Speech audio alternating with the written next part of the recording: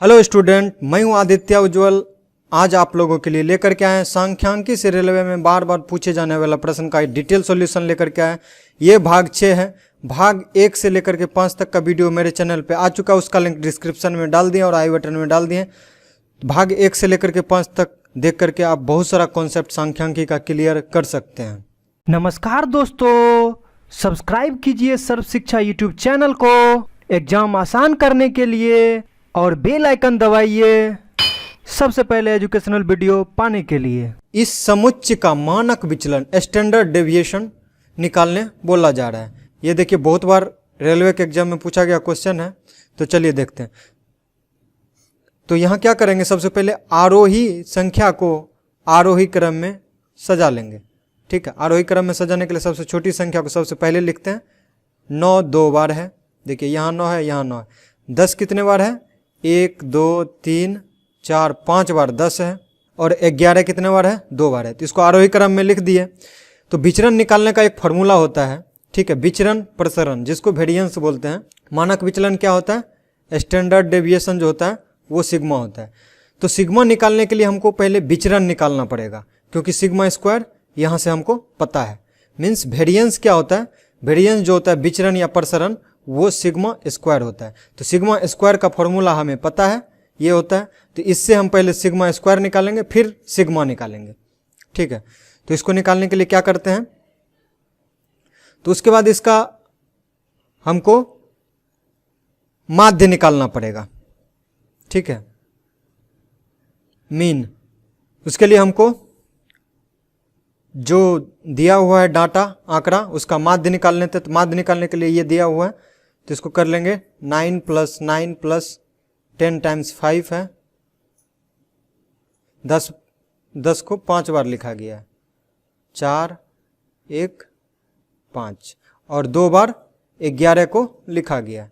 ठीक है, अब टोटल संख्या कितना है, 3 3 6 3 9, तो नीचे 9 डाल देंगे। अब इसको एग्जाम में क्या होता है, आपको टाइम बहुत कम होता है, तो ट्रिकी कैलकुलेशन करना होता है। तो देखिए इसको कितना आसानी से हम ऐड करते हैं। 9 9 है, यहाँ 11 11 है।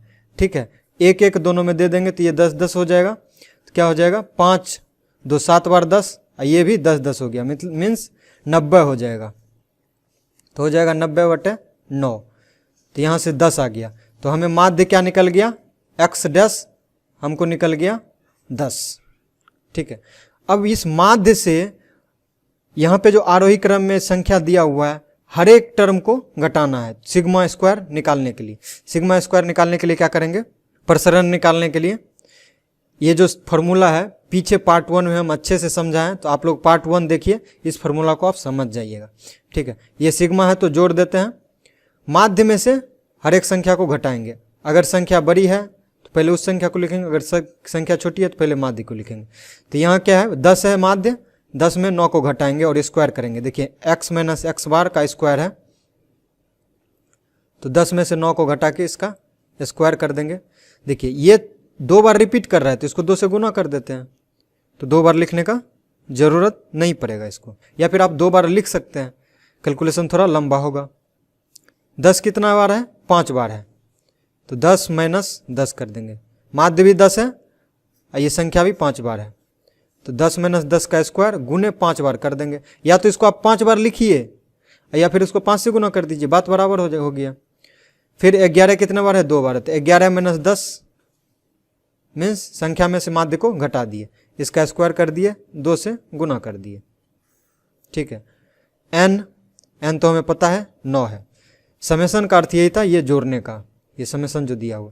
तो यहाँ से इसको हम सॉल्व कर लेंगे थोड़ा। 10 में से 9 घटाएंगे तो 1 आएगा, 1 का स्क्वायर गुने 2 हो जाएगा। अब इसको जोड़ देंगे, फिर यहाँ ये तो 0 आ जाएगा, 0 में 5 से गुना करेंगे 0, तो ये टर्म लिखने, ये 0 हो गया। ठीक है, 11 में से 10 घटाएंगे 1 होगा, 1 का स्क्वायर 2 बार ये टर्म रिपीट हुआ है, तो 2 से गुना कर देंगे। 2 से गुना कर देंगे और भाग दे देंगे किससे, 9 से भाग दे देंगे। ठीक है, क्योंकि टोटल संख्या जो है वो 9 है, n = 9 है। तो यहाँ से क्या आ जाएगा, देखिए ये 2 आएगा, ये 2 आएगा, तो क्या आ जाएगा, 4 आ जाएगा। तो ये 4/9 आ गया। तो 4/9 क्या है? Sigma square. सिग्मा स्क्वायर क्या है? विचरण या प्रसरण है, जिसको वेरिएंस बोलते हैं। लेकिन हमको निकालना क्या है? Standard deviation. स्टैंडर्ड डेविएशन किसको बोलते हैं? सिग्मा को बोलते हैं। तो हमको सिग्मा स्क्वायर पता है और सिग्मा निकालना है, तो आसानी से निकल जाएगा। तो क्या निकालना है? मानक विचलन। मानक विचलन, मानक विचलन हमको निकालना है। वो क्या होता है? सिग्मा होता है।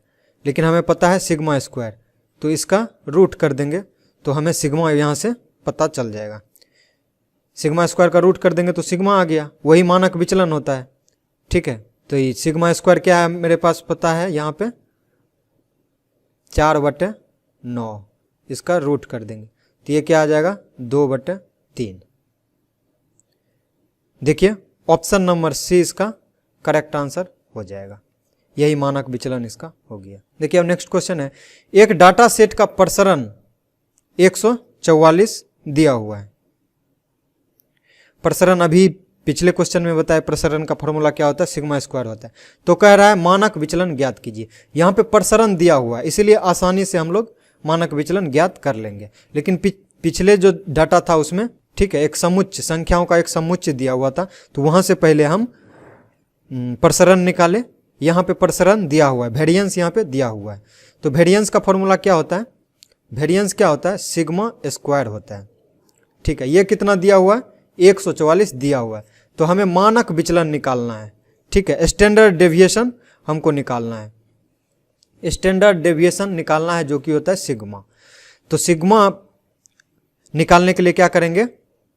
मानक विचलन निकालने के लिए इसका स्क्वायर का रूट कर देंगे, तो यहाँ से सिग्मा आ जाएगा।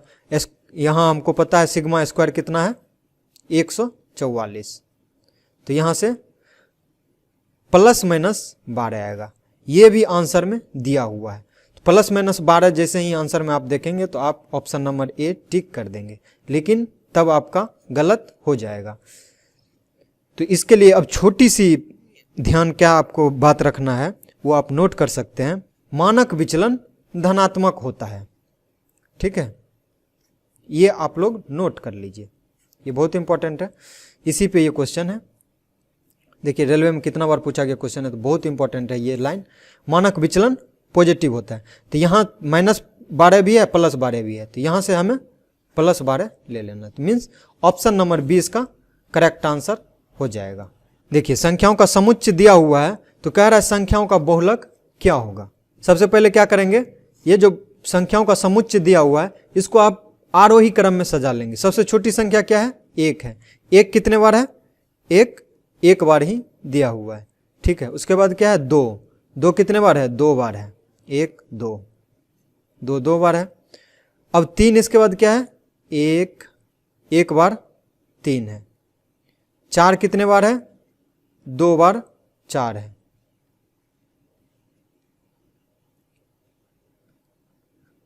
उसके बाद क्या बचा? 5।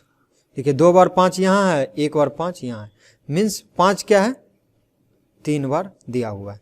तो अब आसानी से आप इसे बहुलक इसका ज्ञात कर सकते हैं। आरोही क्रम में इसको सजा लिए तो आपको आसान हो जाएगा कि इसमें कौन सी संख्या कितनी बार है। तो बहुलक क्या होता है? इस तरह से अगर संख्याओं के समुच्चय में संख्या दिया हुआ है तो इसका बहुलक निकालने का जो फॉर्मूला है, ट्रिक है, वो ये है, जो संख्या सबसे ज्यादा बार दोहराई जाती है वही उसका बहुलक होता है। तो यहाँ देखिए 2 बार, 4 भी 2 बार दोहराया गया है, लेकिन 3 बार दोहराया गया है 5।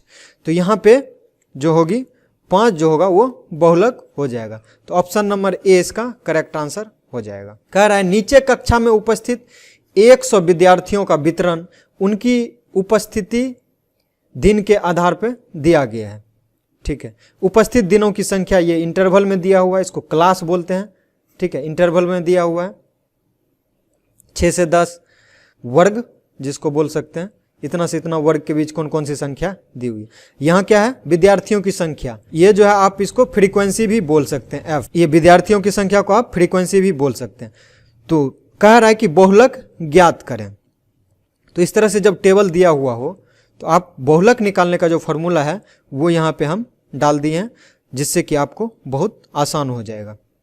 ठीक है, तो बहुलक का फॉर्मूला क्या है? L + F1 - F0 बटा 2 into F1 minus F0 minus F2 into H। यहाँ पे L क्या है? Lower limit of the model class. Model class means उस जहां पे बारंबारता विद्यार्थियों की संख्या सबसे ज्यादा है वो हो जाएगा बहुलक वर्ग। बहुलक वर्ग कौन सा हो गया? ये हो गया। तो इसका लोअर लिमिट क्या हो जाएगा? मॉडल क्लास का लोअर लिमिट मीन्स L बराबर इसका वर्ग क्या हो जाएगा? 14 से 18 होगा, ठीक है। लेकिन L क्या दिया हुआ यहाँ पे? ये सारे टर्म इस फॉर्मूला में पुट करेंगे हम लोग, तो पहले ये सब जान लेते हैं कितना कितना होगा, उसके बाद पुट कर देंगे, आसानी से निकल जाएगा। L क्या हो जाएगा? Lower limit of the model class. इस क्लास का 34 इसमें देखिए सबसे ज़्यादा फ्रीक्वेंसी वाला है।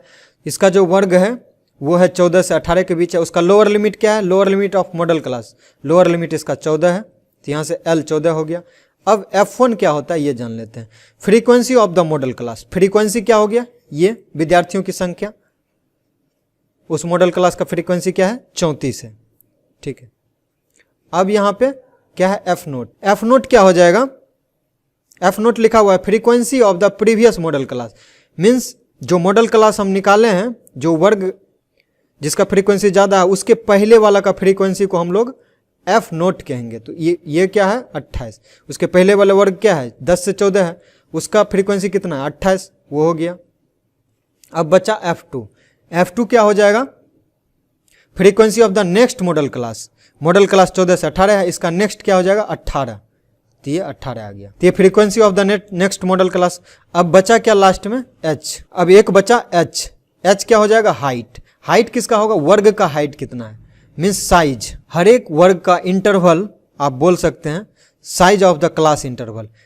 क्लास का वर्ग का साइज क्या है? देखिए 6 से 10 4, 10 से 14 4, मीन्स हाइट इसका 4 हो जाएगा।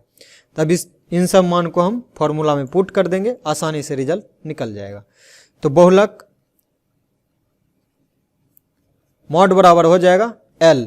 L कितना निकाले थे? वर्ग का लोअर क्लास क्या हो जाएगा? लोअर लिमिट 14 प्लस, अब देखिए F1 क्या निकाले थे? F1 जो होता है वह फ्रीक्वेंसी ऑफ द क्लास होता है, मॉडल क्लास, तो वो सबसे ज़्यादा 34 है। F0 क्या होता है? प्रीवियस ईयर का, उसके प्रीवियस वर्ग का model class. Frequency of the previous model class, बारंबारता उसके पहले वाले वर्ग का बारंबारता हो जाता है, 28 हो गया। अब है 2 गुने F1, तो F1 क्या है? 34 है, माइनस F0। F0 क्या है? Frequency of the previous model class 28। और F2 क्या है? F2 जो है frequency of the next model class. Next model class का फ्रीक्वेंसी क्या है? 18, तो 18 घटा देंगे। अब हाइट क्या है? 4, इसको सॉल्व कर लेंगे, 34 में से 28 घटाएंगे ऊपर 6 आ जाएगा। ये 28 जोड़ 18 करेंगे तो माइनस 46 आएगा, ठीक है, माइनस है, जोड़ देंगे चिन्ह वही लिख देंगे, तो ये 46 आ गया। गुने हाइट कितना? 4 दिया हुआ है, तो यहाँ से आ जाएगा 14 प्लस 6 बटे 68 में से 46 घटाइएगा तो क्या आ जाएगा? 22 आ जाएगा। और ये 4 है, 2 से काट दीजिए, ये 3, ये 11, तो यहाँ से क्या आ गया? 14 प्लस ऊपर हो जाएगा 3 गुने 4 12 भागा 11।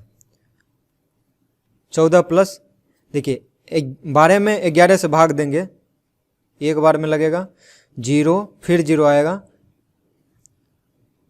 100 आएगा, तो 11×99, इन दोनों को जोड़ेंगे तो आ जाएगा 15.09। देखिए ऑप्शन नंबर ए इसका करेक्ट आंसर हो जाएगा। देखिए कह रहा है निम्नलिखित आंकड़ों का बहुलक ज्ञात कीजिए। ये आंकड़ा हमारे पास दिया हुआ है, ठीक है, कह रहा है इसमें बहुलक ज्ञात करने के लिए, तो आप इसको आरोही क्रम में सजा लीजिए जिससे कि बहुत आसान हो जाएगा। सबसे छोटा इसमें क्या है? 90 है,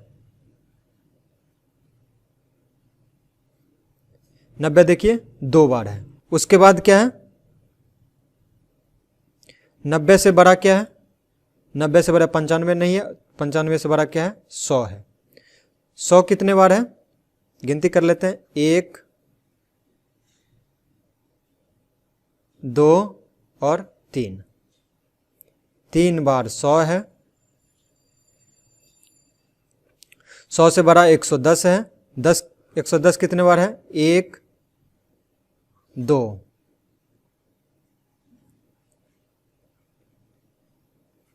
2 बार 110 है। 110 के बाद क्या है? 115 कहीं पे नहीं है तो 120 है। देखिए 120 एक बार है यहाँ, 2 3 4, 4 बार 120 है। तो देखिए 4 बार 120 है। 120 के बाद क्या है?